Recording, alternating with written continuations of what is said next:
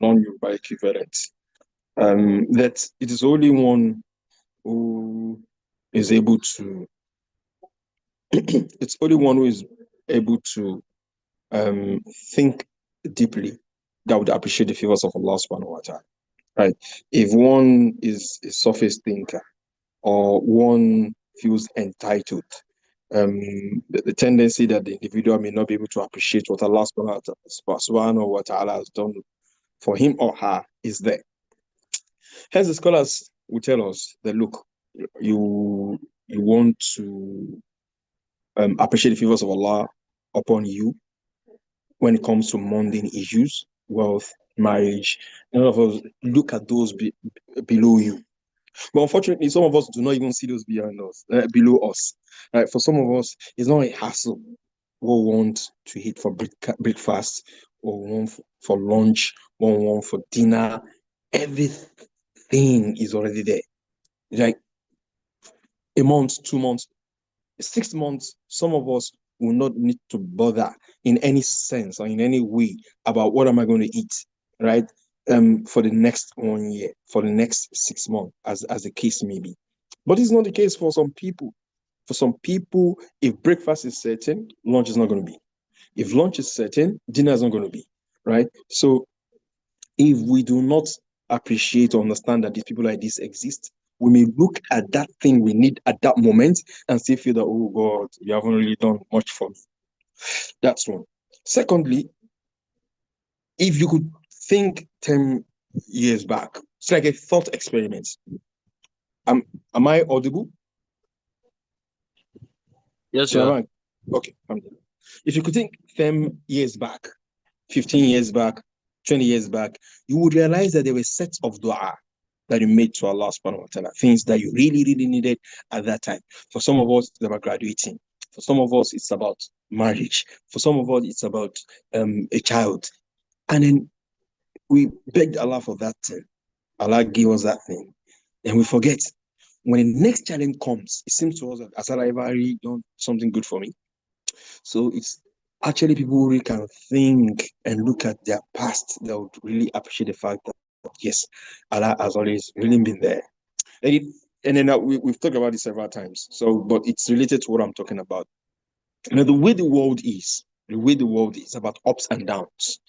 There's going to be a time of plenty. There's going to be a time that there'll be that you'll be needy. There's going to be a time of happiness. There's going to be a time of sadness. You can't escape it. That's the second. The dua of the Muslim is to ask Allah subhanahu wa ta'ala to make those happy days the most of our days. Right, that our happiest days should be the most in our life, and to make the day we will meet Allah subhanahu wa ta'ala the happiest of our days. So we thank Allah subhanahu wa ta'ala for the favors that we've not really appreciated, the favors that we've done, that He has done to us that we didn't even mind, or the ones that He continues to do to us that we don't even think about, like good health. Right? You don't appreciate good health until you're sick, until you see somebody who's down, right, with terrible illness. So we ask Allah subhanahu wa ta'ala to forgive our shortcomings and forgive our ignorance as regards His favors upon us. And then because we have appreciated these things, and because we even have the mind to go back to these things and ask Allah subhanahu wa ta'ala, look, we appreciate what you've done. May Allah subhanahu wa ta'ala increase us in goodness. Because He has told us that if you continue to show gratitude, I will then increase you in gratitude. I will increase you in good. So we thank Allah subhanahu wa ta'ala for all of this, for the favors we can see, for the favors we cannot see, for the favors we can mention, for the favors we cannot mention. May Allah subhanahu wa ta'ala continue to be with us. And we send His blessings and benedictions upon the noble soul of the Prophet Muhammad sallallahu alaihi wasallam, his household, his companions, and all those who follow in his path. I mean, it's also a mark of gratitude. I mean, the Prophet sallallahu alaihi wasallam was so disturbed that Allah subhanahu wa ta'ala had to address him. لعلك باخع نفسك على آثاره إن لم يؤمن بهذا الحديث أسفا. Look, don't kill yourself because they are not following you, right? Don't disturb yourself. Don't be depressed because they are not following you. These are the signs of true prophethood. When you would be so much concerned about people not listening to you, not because you want authority, but because you know that if they don't listen, it's going to be the hellfire. Like there's a hadith in which person said, like, I'm like somebody standing by a fire, trying to prevent, insect moths, they get attracted to the fire. I say, I'm trying to prevent you guys from entering into it, but you just feel that you have to go along into it. Our salawat on the Prophet Sallallahu is also an appreciation of his sufferings for the dawah, of his doggedness for making the dawah spread. And also for the companions, it's also you were part and parcel of those who spread his dawah. I used to marvel at those people who lived at that age and that time, right? In the sense that they had nothing. They had very meager means and they had astounding results. Like in recent times, I've looked at the history of Islam in Africa, in Yoruba land, and you can trace the trajectory, right, from the conquest of Egypt, for the conquest of the Amazigh, the Barbars, as they are called in English literature. And then you have people travel from the Algerian villages down to places like Kanu. You had Fulanis come from the Futajalon down to places where they came and they preached Islam. No mobile phone, no internet, no books were even a difficult thing. And with their meager means of just a pen, ink, even the pen was not an easy thing. You have to dip it in ink, right? Dip it in ink, not the ballpoint pen that you're just writing, and then there's no issue. If you need anything, if you need anything, you buy it. These were the people who brought Islam to places that were hostile places, right? And you look at us, for us to go into a marketplace and make da'wah. Okay, make a marketplace is too far-fetched, far-fetched. In our offices, right? For me to be able to preach to the next person, right? Look, I want good for you. I'm not going to fight you. I just want to preach Islam for you. It's difficult. And we have all these means. And even look at the means we have, internet, TV, radio, and we're still not doing enough. So may Allah subhanahu wa ta'ala reward those fathers. And then also the early Muslim fathers in Yoruba land, where people criticize them and say, okay, they did not do this, they did not do that. And what comes to my mind is like, look, my man, these people had little, but they did a lot of people like Sheikh Adam Abdullah, people like Sheikh Kamaluddin Al-Adabi. I mean, they themselves had scholars. And even for them, they made their struggles, but even their own scholars, it was more. They just started gradually training one, training two, training three, and that was how the Dawa grew. We are having a resurgence of idolatry in Yoruba land now. This Isheshe people. It's not even a public holiday. How do you think that these fathers were able to a large extent silence the idolatry that was part and parcel of Yoruba culture? Preaching. They would have a place in the market, in the town square, anywhere. This was a hostile non-Muslim environment. And they would preach by their sermons, by their character, by their counseling to people. People were becoming, in fact, in Yoruba land today, a lot of the people who are now propagating idolatry, you ask them their name, they most likely have Muslim names.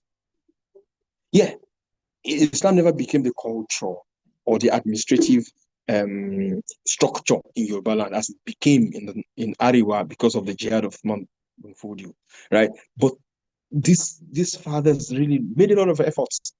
And may Allah reward them. So as we send his blessings of Allah subhanahu wa ta'ala on his prophet, his household, his companions, we also ask Allah subhanahu wa ta'ala to forgive his fathers, forgive their shortcomings, and admit it to Jannah.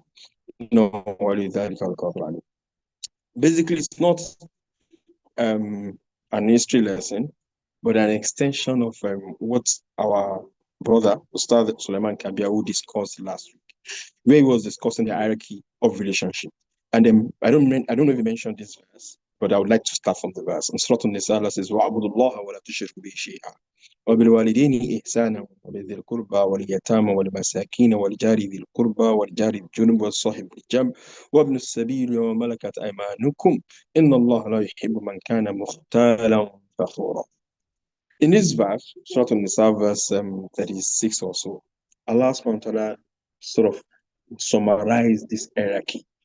And it starts from Allah subhanahu wa ta'ala. Wa wa la worship Allah subhanahu wa ta'ala, not to sit partners with Allah subhanahu wa ta'ala. And then that is between us and the divine. Our relationship with Allah subhanahu wa ta'ala comes first. I think he mentioned this. And then later comes the hierarchy of human beings. We did not fall from the sky like Oduduwa. We were birthed into this world. Meaning that we would have fathers, we would have mothers, we would have uncles, we would have aunts, we have nephews, nieces, cousins. How do we relate with them? And then we can't live in isolation. We're going to have neighbors. We're going to have neighbors who are Muslim. We're going to have neighbors who are non-Muslim. And this verse underlines or underscores or puts in block letter the basic relationship of Muslim to others and ihsan, to be good to people. And you can read this yourself right there, Surah An-Nisa 4:36. Allah says, وَبِذِي الْقُرْبَى وَبِالْوَالِدَيْنِ إِحْسَانًا. Your parents, be kind to them. وَبِذِي الْقُرْبَى. Your relatives. Some people are still fighting their relatives till today. May Allah assist us. Because there's a particular point I'm going to that verse that's supposed to be our discussion, but I think that this is a necessary intro. Waliyatama, the orphan. How many Muslim orphanages? We are trying now. This Babu Salam or Darus Salam, whatever the case, the one in Kerajeri. There was one that the island Muslim community was trying to set up. I don't know if that has started operating now. You find the Quran emphasizing the right of the orphan on us as a community. We realize that non-Muslims do this far more than we do. Right? This is not our subject of discussion today. Wal yatama and the orphan, wal masakin, and those who are poor and destitute in our community. And then you don't need to look far. You can look at your family, the immediate and the extended family. And there are going to be people who are struggling. So it's not the Hafara is preaching that do Sodako that wants to collect the Sodako. Within our family, we would have this. And because even if the Hafara is collecting Sodako, say, oh, let's go spread small change that we have. No. Look into it. I mean, if everybody took care of his near and extended family, then we'll not have a lot of people suffering out of it, right? Well, this is not what we're discussing. Well, Masakini, well, Jari vil Kurba, our neighbors that are near, either nearness in faith, meaning that they are Muslims, or nearness because they are relatives. Both meanings are captured by this verse. Well, Jari Junub, and the far neighbor, whether far because person is non-Muslim, or far because person is a non-relative, it's also, we are supposed to be kind to them. وَصَاحِبُ بِالْجَمْعِ, our colleagues and companions. It may be during the journey, it may be in the office. Our colleagues in the office, we're not supposed to let corporate competition, corporate greed, corporate envy make us hostile to those who have not done us anything. وَابْنِ السَّبِيلِ, the wayfarer. وَمَلَكَتْ أَيْمَانُكُمْ, and those that your right hand possesses. Let me do a little bit on this, right? Even if I'm not able to cover the verse, right? We'll continue next week. Wabin Sabil and the wayfarer. In those days, people would travel. Like, these are some of the things I talked about our fathers. There was no plane. People would go for Hajj and they would spend probably a year, close to a year, on camelback or horseback, walking and working. Some of them would be probably barbers, probably would be artisans, and they would along the way they continue working till they get to Hajj. Just imagine the level of faith that will push somebody from the forest of Africa and then make this person go on pilgrimage to Saudi Arabia at that time. To Arabia, there was no Saudi Arabia at that time. To Arabia at that time, on foot, just to worship the God of the God of Abraham. Those are, I mean, credentials that no, these people they may not have access to, you have access to. But that faith was right, it was actually in their hearts. May Allah reward their effort. So the wayfarer, where I diverge, the wayfarer then will come to a place and he would need to sleep overnight, he will need food, he will need water. And that's why some people said that the concept of hotels started in the Muslim lands. Because somebody just realized, okay, what can I do with my money? And then they build a place. Okay, this is for the wayfarer. If you are thirsty, you are hungry, if you need a place to sleep overnight, this is a place that you can just sleep. Concept of hotel. That is how it began in Muslim land. They were not getting any profit from it. Just they were spending their money on it. As Allah and yuthibahum alayhi. May Allah SWT reward their effort. So the concept of hotel is not in itself wrong. When religiosity became the ruling order of the day, hotels became cesspools of hedonism, where people really go there to consume alcohol or to have illicit sexual relationship. So basically, at base, the hotel if somebody were to ask you, what is the rule of working in a hotel or building an hotel? The base rule is that it is permissible. But the reality, the rule that you are going to give is supposed to be based on reality. This is what we call in fiqh ta'arud al-zahir, ta'arud al-asl wa-zahir, when the base rule contradicts the reality. And in such cases, kuddima or zahir would give reality an edge over the base rule. I sell grapes, for instance, right? And then selling grape is a fruit. It's a fruit. Is it halal or haram? It's halal. But Nigeria Brewery comes to me and says, I want to buy grapes. And of course, I know this is what I'm going to do. But put them on zahir. In that case, I'm going to give reality a preference. So somebody were to ask me in Saudi Arabia, what's the rule of building hotels? Because they're halal. Because of course the Hujjaj are going to come, who do Umrah are going to come, and of course it will be halal.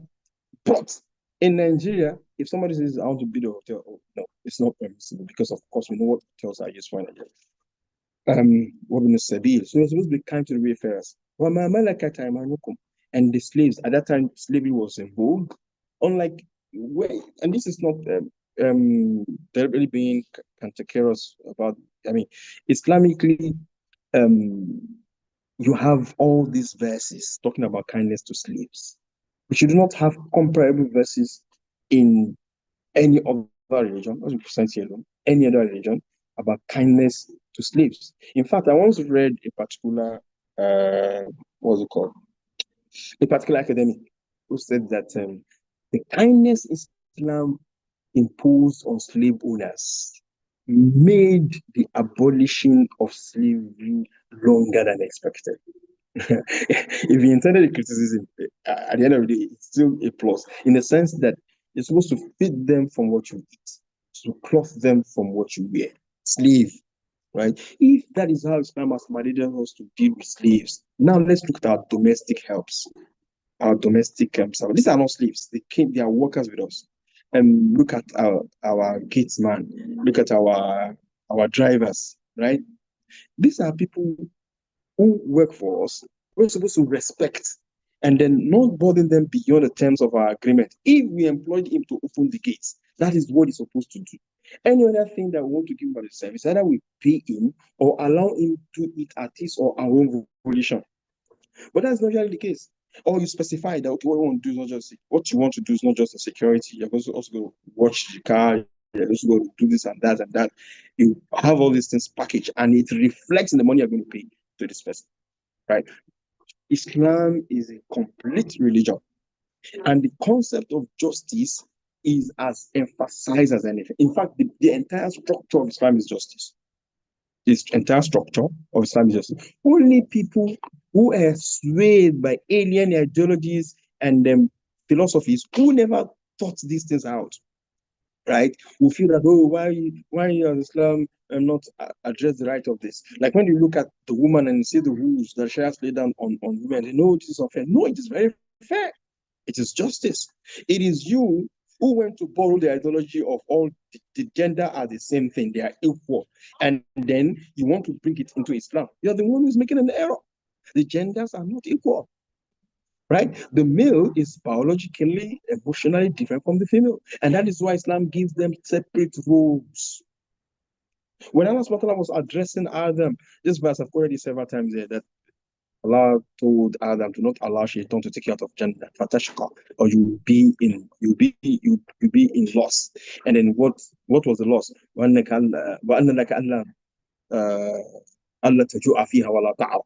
will not be hungry in Jannah, you will not be naked. You will not be thirsty, you will not need to labor under the sun.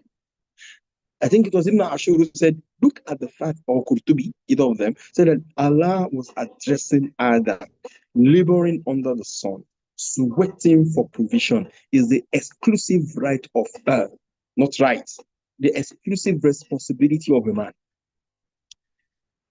Laboring, working, serving the family, providing security is the exclusive responsibility of the man. The woman is supposed to be protected from all of this. Now, the world turned around and they made these this particular advantage, this particular justified rule, and turned it upside down and said, no, the woman also must labor. She must also be in the workspace, just like the man. And this is equality. So if the man is providing shelter, we must provide shelter together. It's going to be 50-50 thing. If the man is buying food into the house, the woman must also buy food. In the West, that's the way it is. Muslims who have imbibed this ideology are usually hypocritical. They will take a part of the West and say that, yes, we are equal, we must work, we must do anything. But when it comes to financial responsibility, no, it's the man's responsibility. Anyway, that's just by the way. So Islam, هو العدل كله والقسط كله. Islam is justice in itself. And then one of our sheikhs will say, "Will the qamat bi samawat wal ard." Islam is built on the justice with which the heavens and the earth themselves stand. If you sit down and think critically about it, you see that every rule of Islam is based on this justice. So, for the generality of people, this is how Islam has told us to react to relate with them. Bil ihsan, in good. And then oftentimes we even need to determine what does that goodness mean? What does it entail? And that is why Ibn Juzay in his Qawanin al-Fiqhiyya give a very summarized definition of what is ihsan or what is good character. And he said, كف الأذى واحتمال الأذى وبذل المعروف. Three things. كف الأذى, don't harm others. واحتمال الأذى, be patient with what people do to you.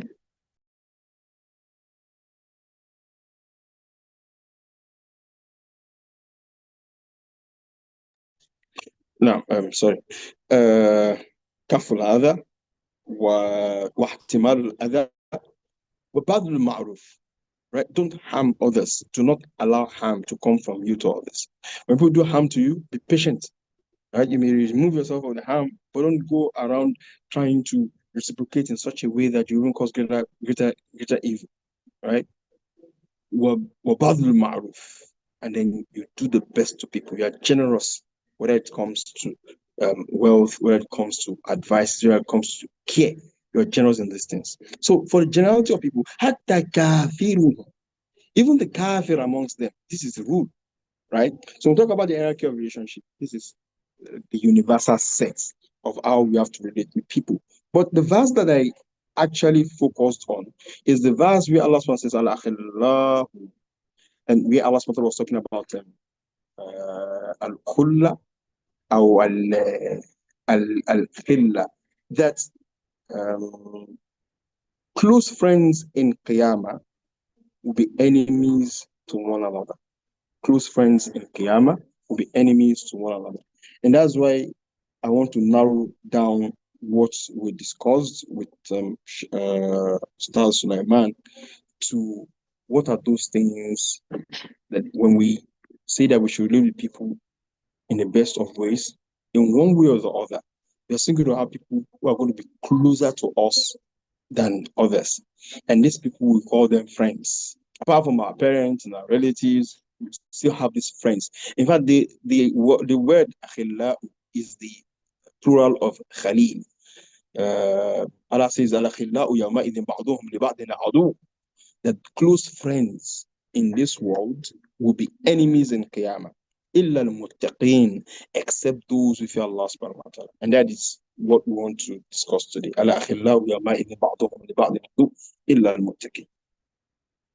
Why would they be enemies? لأن, because صداقتهم مبنية في الدنيا على المعاصي. Why would close friends be enemies in Qiyamah?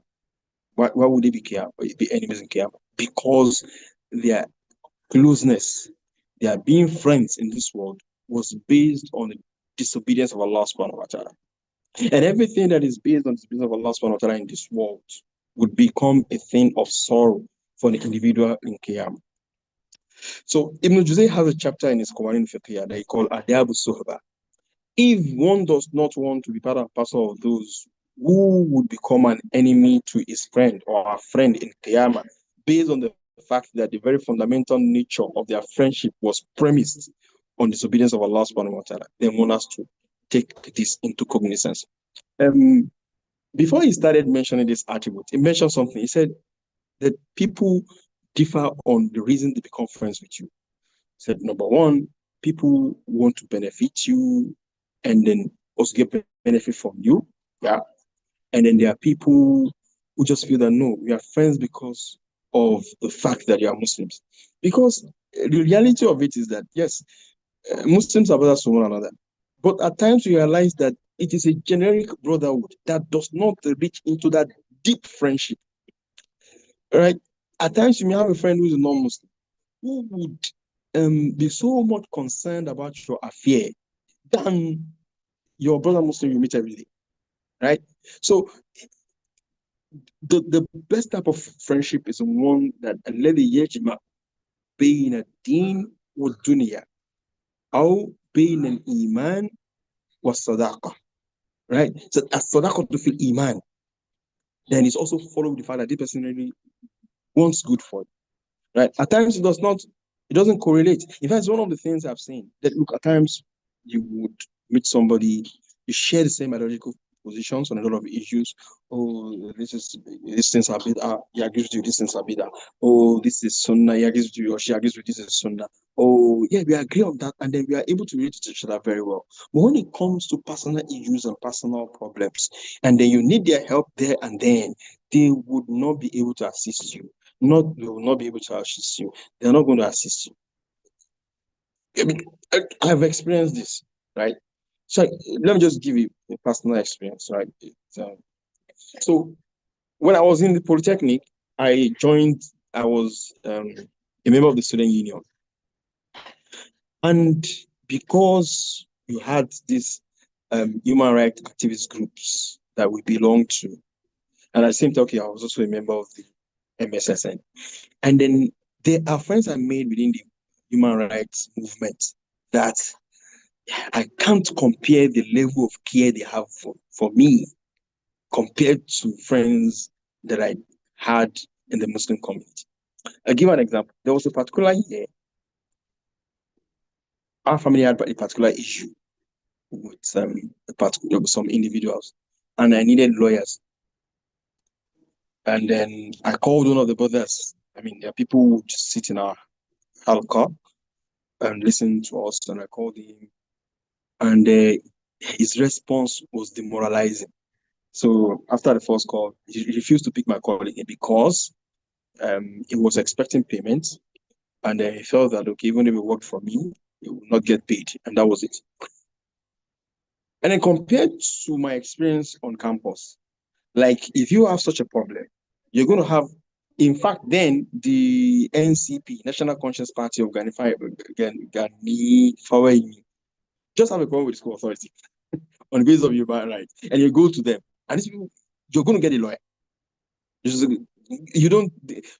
That's why students do a lot of rubbish then, because somebody's going to come to defend you pro bono. So you realize this. So when Ibn Juzay mentioned this, it struck a chord with me that this is way it is. At times within the Muslim community, the brotherhood never gets up to that brotherhood that was there at the time of the Prophet. So Ibn Juzay says that there are people who benefit because they want benefit from you, and they also want to give you benefit. It's reciprocal. If you can't give, they won't give, right? So if you're a businessman, I have a friend a business friend also. You are friends in as much as you're making profit and you're getting leads and you're doing well in life, right? If you have problems that he knows that this person is not going to be able to rise to that level with which we could benefit each other again, the friendship dies. The friendship dies because it was a friendship made on benefit, have an issue. Right? It wasn't because person like the way you looked or like the way you behaved. It was about making profit. And when that became jeopardized, the friendship also ceased. I mean, it's a normal law of nature. Right? So Ibn Jesus says that there are people like this. And there are people they they are friends with you because not only of what they benefit, but because they also see the fact that we are brothers as Muslims. Somebody dies and I'm called, I would not say that okay, if you don't bring transport money, I will not go there. It's my responsibility. I think that is why he used to pay me at times.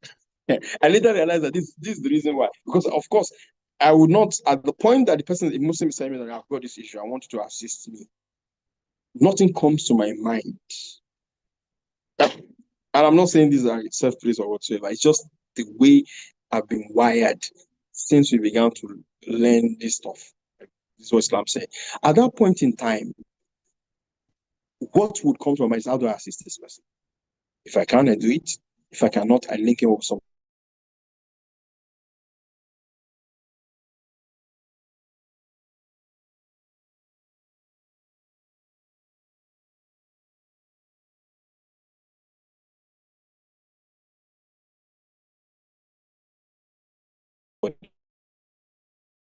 like comes to religious need them.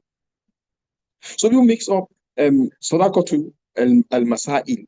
People mix up friendship based on shared religious positions. True friendship, right?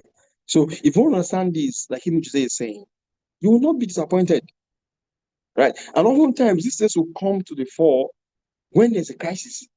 Like you could spend 10, 20 years with somebody, laughing to each other, rating good with each other, and a small crisis comes and it becomes an enemy overnight. It means that there was no genuine friendship right there in the first instance. That's the meaning. Right? If you were friends with non-Muslims who you liked yourself naturally, it's still going to come around and say that, okay, what was the issue? What did we get it wrong and things like that? Right? So that is you guys relate at a level that yes, this person is a friend because of who you are. So if a person is a friend because of the shared issues of the deen and never dealt with you with a deep relationship that is required of true friendship, it throws it out the window at the next opportunity. So Jose mentioned this, and then he said that there are a group of people, first people who are friends because of benefits, and people who are friends because of friendship and then because of the deen. So the third class of people who will withdraw from everybody. I don't want problem. I don't want problem people. Then so we see ourselves at the mosque. Salam alaikum. Everybody goes home. Yani, la ya'rifuka. We won't tell her ta'rifu. What about that brother? Oh, that brother, he has red beard. We used to meet in the mosque. What about that? Oh, do you know his name? I don't know his name. Nothing this person does to you would harm you in the sense that it won't pain you because you only met at the mosque, right? So the problem you would have is with people that you feel you're close to. And basically, because we are social animals, it is required that we would have this connection with people. And it's even highly recommended for us to have this relationship. And we just need to take care of the points that Ibn Jose mentions as I would start mentioning now. Allah says, Ya yalladhina amanu taqullaha, O you have faith, fear Allah subhanahu wa ta'ala, and be with those who are truthful.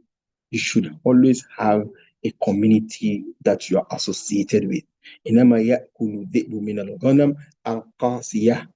The wolf would only kill the stray sheep, right? In any community one finds out, try to look for people that are going to associate with.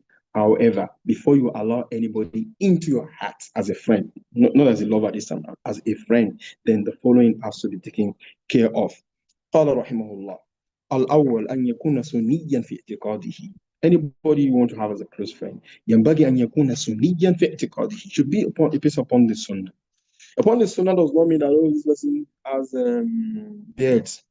It's something that the Sharia wants and requires from males, right? But a person may have beards and have very terrible beliefs, like the Qadian or the Ahmadiyya. They're kuffar. They're kuffar. They are a non-Muslim sect, right? This is clear path, right? So, even if it's not clear path, right? I'm going to be very blunt with this. This is a non-Muslim sect. So you see their prophets and their Mahdi very dirty beards, right? But they are internally, they are not even Muslim. Talk less of them being Sunnah. Ayatollah Khomeini, you look at him with very massive beard. Does it make him a person that we can take as a friend? No. The first person that will stab you in the back, as they've done over the centuries, is Shia. Right? They may smile at you when you have issues together. When you have issues together, the moment you have the opportunity, they will start doing the back. So the person you want to associate with will be somebody who's yajibu and yakuna suniyan fi i'tiqadihi. It must be on the same page as regards religious beliefs. Um, when we are low, which is where we need our friends, when we are in that particular point of our life, and it does happen to some people where you really need people to advise you. You have a bad friend, it's going to give you colossal problems. So over time, I've surveyed how people react to calamities in life, and I've seen that friends and family have a very great impact on us. So all these things we are learning now, okay, that this is shirk, this is kufr, this is that. When we are low, for men, finances, they lose a job, find it difficult to pay the house rent, find it difficult to feed the family. And they were doing this very well earlier on, right? This is a low. For women, relationship or looking for children. And at that time, you're still remembering that, that's why I used to say that we should not do shit. A friend will just come and say, hey, Baba, so and so. Yeah, so and so. Look all these things that these affairs are saying. Hey, they are theory. They are theory. There's a church near my house. This is how it starts. Allah, may Allah protect our faith. So there's a church near our house. The pastor is you do the same thing. You will not you just do one special prayer for you. Or if the person is a Muslim, then that, yeah. See, the person too, you not do any, you not able to take a sacrifice to the T junction, right? You just give you special dua, just kill a ram and things like that. And because that person is in the lowest point of his or her own life, it's going to be a struggle. Like I've seen brothers come to me, like brothers we sit down together, discuss it together. They start asking me that I think they have a spiritual problem. I think that my colleagues are succeeding, and I allow them to finish. I tell them, my brother, there is no witch anyway. There's no spiritual problem anyway. If there's any spiritual problem, a lot of Nigerians are being spiritually influenced. It's just the economy and the situation you have found yourself. Be patient with this. If Allah wishes to alleviate the circumstances. But if you do not have somebody who's going to tell you that this is what is the truth, right? Then the tendency for it to go astray is very, very, very, very high. So first thing Ibn Juzay says is that the friend should be Sunniya fi i'tiqadi. If it's not a Sunni, right, then your friendship needs a demarcation. Then the verse is al-akhillahu yawma idhin ba'duhum li ba'din adu. Akhillahu. It means a close friend. Yani Khalil. Of course, you will have heard of the word Khalilullah. Khalil, somebody who's very close with you. You do not take as a friend somebody you do not share as a close, intimate friend. Somebody who does not share the same spiritual foundations that you share. It's always risky.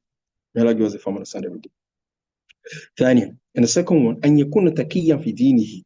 أن يكون تقيا في دينه. And this person must be somebody who fears Allah subhanahu wa ta'ala in his relationship with you. أي سنيا في اعتقاده. He is a Sunni as regards his belief system. مع ذلك فهو تقي من حيث يخاف الله في معاملته إياك.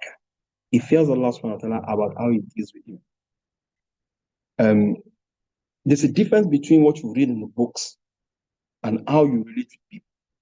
I've seen that people who are religious are people of the most heinous acts. Is it a kafir? No, it's not a kafir. But it lacks the taqwa that will prevent him from doing this harm.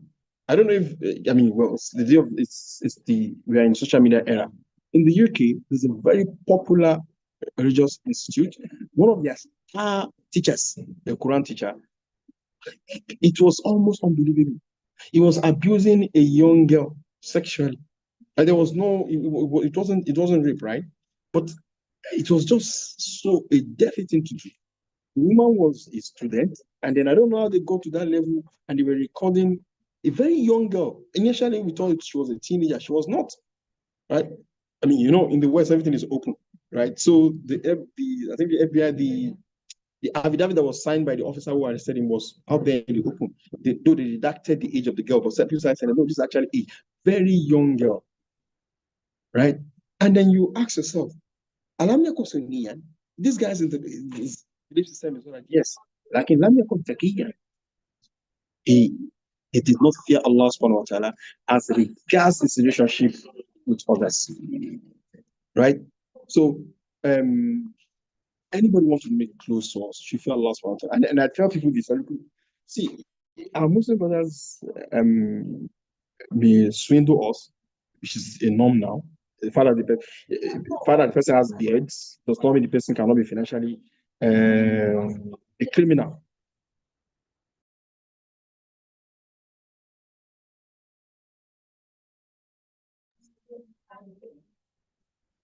Sorry, no. So, but I tell people that look, yes, they may swindle you of your money. I've had several experiences. I tell people, look, if you want to go into business with somebody, don't say because the person is Imam, check Islam. Even if it's me, let's just have our agreements. Put in your risk prevention, whatsoever. Make sure it's documented. Your paperwork must be sound, right? You don't do things on the fact that, oh, it's our Muslim brother. Oh, we're praying the same mosque. Your money is gone. I cannot count. I've several experiences. Now, but one thing these brothers will not do is this, right? They still have the remnant of the fear of Allah subhanahu wa ta'ala. They will not call higher killers on you. Because if it's out there, if it's another person who has zero fear of Allah subhanahu wa ta'ala, how much do you get higher killers? Very cheap at times. But if one grew up in Lagos and you know the in and out of Lagos, you can get higher killers for cheap, for very cheap price. Then they immediately realize that, okay, I've taken this person's money. This person is powerful enough to punch me. Then gets higher killer. So the person we want to relate with to that extent must not only have a sound leader, but must also fear Allah subhanahu wa ta'ala in his own relationship with us. If he or she does not, it is dangerous to have such people as friends. I've had instances where families will fight over inheritance. Muslim families, brothers like me and you, who's a Quran Sunnah, Quran Sunnah. The owner of the property dies, and then they want to take everything. And you begin to wonder, this is how an atheist is supposed to behave. So I believe that what I use for these people, I call them functional atheists. But functionally, they behave like atheists. Because whoever believes that the person that owns this property has died would face Allah subhanahu wa ta'ala. And I that am fighting what will also die. Why would you deprive people of their rights that have been given to them by Allah subhanahu wa ta'ala? In focus, said Islamawat. But when people come to this position, I do not understand how they are wired, how they behave, where wealth that the owner of the world died, my friend. You will also die and leave this thing behind. I've dealt with this in Nigeria severally, and I've also dealt with it in one or two cases in the subcontinent. Right? This also happens where families would come around and take the property of the person, send the wife and the children away. Allah understand.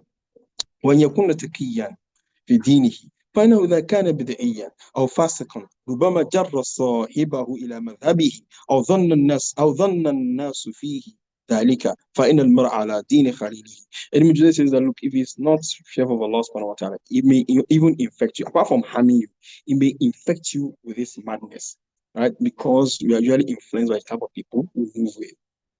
We are usually influenced by the type of friends we have. Even the English will say, show me your friends. I tell you that person said in al-mar'u ala dini khalilihi. You will be on the religion of your friend. فَلْيَنْظُرْ أَحَدُكُمْ مَنْ يُخَالِلُ. You should be careful of those who take as close friends, right? So it may infect you, or people may think you are the same. People may think you are the same. This guy does all this nonsense, but he's close to you. They see the two of you moving together. From experience, we've seen this also. You move because you are moving with somebody who's like, it's the same thing. Has the same view, they're the same thing. That is how human beings judge. So in the least, people will think that you are the same thing. And that is why you have to be careful with the type of person you also choose as a friend. It must be. You must have a good akida, as I've said, and you must fear Allah subhanahu wa ta'ala. And the last one, I would for this session, there are about there's still a bit more, but because of the time, I will pause on this last one and we'll continue next week, inshallah. والثالث أن يكون عاقلا فصحبة الأحمق بلاء. This beautiful expression. It said, thirdly, make sure that the person you are going to be friends with has sense. It doesn't mean that the person should be a genius on the levels of Albert Einstein or Stephen Hawking. No, this person should have basic common sense. فَصُحْبَةُ الْأَحْمَقِ بَلَى. Friendship with an idiot is a test from Allah subhanahu wa ta'ala. If personally, it's not possible for me. I cannot relate with somebody who cannot grasp basic concepts, right? So this is it may not even be a categorical religious thing. But if you are friends with somebody who is not intelligent enough, right, for you to even have a normal conversation with, somebody who's not intelligent enough to know what is right and what is wrong, somebody who's not even intelligent enough to know how to approach people, how to understand the fact that people differ in their orientation, and how to present issues with sahbatu al-ahmad bala. Friendship with such a person is going to be a crisis for you, right? Because each time you will always find yourself in one problem or the other. Even relating with him, I mean, with the two of you is going to be problematic. So we just added this as number 3, and there are quite a bit more. We have 6 minutes to the end of the Tadzkirah. I would use this for questions if there are any. Or let me 6 minutes. So if there's a question, I'll respond to it. If there's none, I'll go to the next point. And then the fourth one, أن يكون حسن الخلق فإن كان سيء الخلق لم تؤمن عداوته وتختبر بأن تغضبه فإن غضب فاترك صحبته. And then the last point is said that the last point after my last point, it said that the person should be of good character.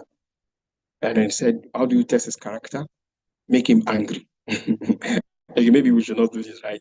But we can look at how a person reacts when issues come up, right? If something happens and a person is ready to throw away the friendship of a year, the friendship of 5 years, 10 years, because of something that is minute, then we shouldn't be close to this person. For the example you gave, I'm selling grapes and Nigerian breweries. Approaching you, what should be done? Should we not sell grapes and turn the rest? Yeah, we turn Nigerian breweries away. I didn't know. I didn't conclude on that. When it's clear that the Zohir, when it's apparent that this thing is going to be used for evil, then we cannot sell what is halal to them. It's like I sell machetes, and then it was during the election period. That's what says I want to buy machetes, and I looked at him very well. I realized that this guy works in the motor park with a particular park leader. I would not sell to that person because I know what they want to use it for. So when I have 60% certitude or certainty that this thing that is halal in itself is going to be used for what is evil, then it is haram for me to sell to that person at that time. So Nigeria Abuse comes calling, no, we will not sell to that person. And then the business will say that, if we don't sell to that person, our business will collapse. They no, that is where business will clash with the fear of Allah subhanahu wa ta'ala. Just don't sell to the abuse, Allah's going to bring something better. And lillah. Whenever you drop something for the sake of Allah subhanahu wa ta'ala. Allah. Whenever you do something for the sake of Allah subhanahu wa ta'ala. Allah would replace that thing with something better. Just believe in it and you see it happen in your life. If you're a printer and the church comes to you to print a banner for the event, do you also turn it up? Yes. If you will not do that. If they came to you and said, oh, some of our members gave birth, or one of our members is getting married, wanted to print the IV or whatsoever, yes, this is allowed. You can do. But it's for a religious event, right? Then you cannot. May Allah bless.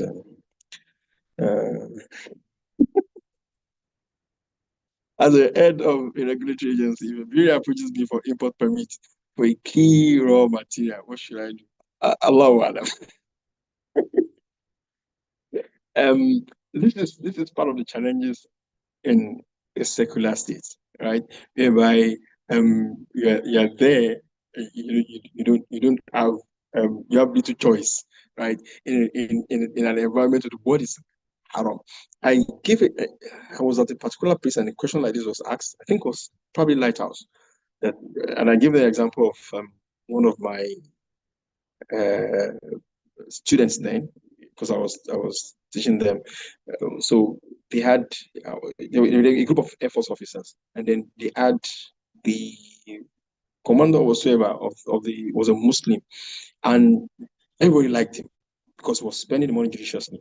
And then he took up a project to renovate the mosque in all the bases. And then he was renovating them. And of course, you can't say because you're a Muslim. You also have to do the churches. And then he was also renovating the churches. So what is the rule on this? It's not permissible, it's haram. But in his situation, what does he do? So he has no other choice. So the base rule is that yes, we will not give them the permit, but the reality may be different, particularly if we don't have any other alternative. Allah. There's an argument where people buy a car for someone to use for commercial transport and they pay a fixed amount of day. Is this halal?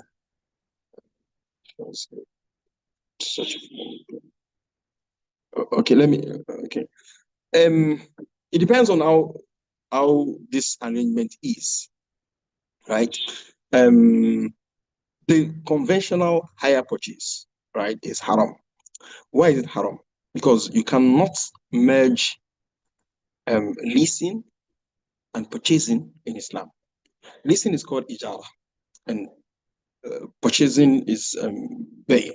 So when a person says that I'm giving you this vehicle as hire purchase, you pay for 2 years this amount. So when it comes to lease, the owner is still the owner. The only thing he has sold to you is the usufruct of that particular asset. That is the use of that particular asset. Anything that happens to that asset is still the one that will bear the consequences, right? Because it is still his, right? If it is a purchase, right? This is why I'm trying to explain why Islam does not recognize a combination of this type of contract. If it's a purchase, the person I sold it to is the owner. It does not owe me any other thing except the money.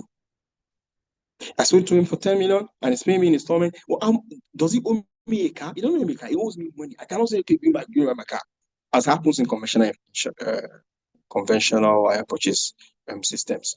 The person would have been paying the money on the vehicle for probably it will remain months. It defaults. They collect the vehicle and they will not give the person any dime. So the one that can be Islamic is this. You will sell the car to this person. You are selling, right? You are not, it's not hire purchase. You sell the car to this person, and then maybe for 2 years, it was for 3 years, you have calculated your profit. And then you collateralize the same car. And sense that, okay, this car is going to be bringing it to my place and so on and so forth. And then this person continues to pay until he or she finally buys the car and then it stops being a collateral. And there are other ways. You have what's called leasing that ends up in possession, and some other ways like that, which Islamic finance people would find a structure for us that is Sharia compliant. Allah. So if you want to do the business and you need expert advice and structuring, you can contact me for a fee. It's professional service. In as much as the only way to have a pious friend as a friend is gift for life, could such a friend be a for in Kiyama? I don't get this question, but I think that it's of course everything good is a gift from Allah subhanahu wa ta'ala. The only important thing for us is to look at these conditions that Ibn Juzay is mentioning. If